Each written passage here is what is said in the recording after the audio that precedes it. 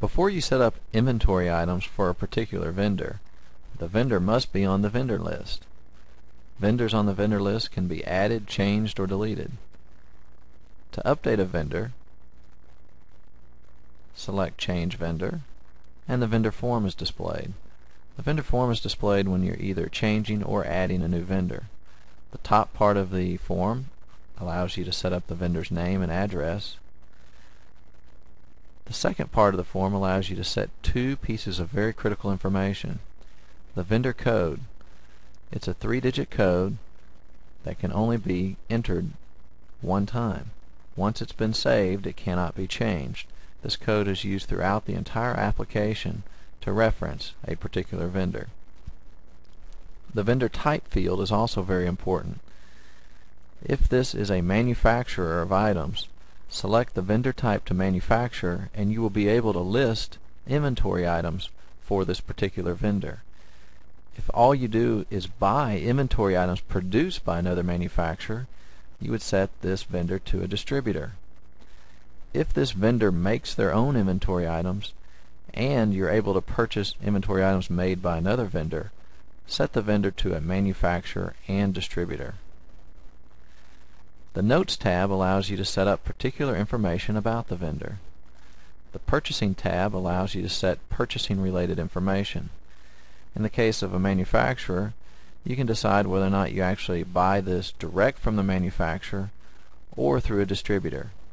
If you buy through a distributor, select the distributor option and select the distributor that you purchase the inventory items through. This distributor, when used in the auto create procedure, will automatically pull in all vendors that are set to do purchasing through it. You can set the terms for a vendor. You can also set the average days required for delivery for both purchase orders and special orders. The purchase order's date or number of days will print as an estimated delivery date on a purchase order, while the special orders date or number of days will enable an estimated delivery date to be printed on a special order for a customer. The Sales tab provides purchasing information, and the Pricing tab allows you to set a retail pricing formula for this vendor. With the professional and enterprise versions of the software, you can set more than one pricing level. When a pricing level is selected, you can select how to calculate the retail price, whether or not to multiply the cost or to set the cost according to a profit margin.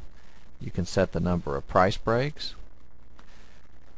and in the case of no price breaks, we can set how to multiply the cost. In this case, multiply by 2, add $1 to it.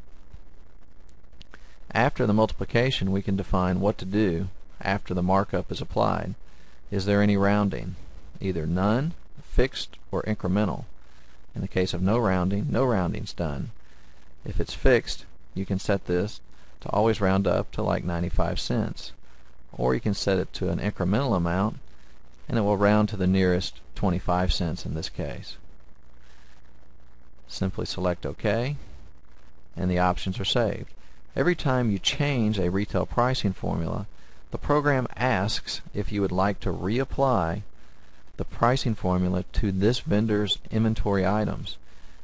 This process is not done automatically. You must actually select to actually apply this new retail pricing formula to the existing inventory items.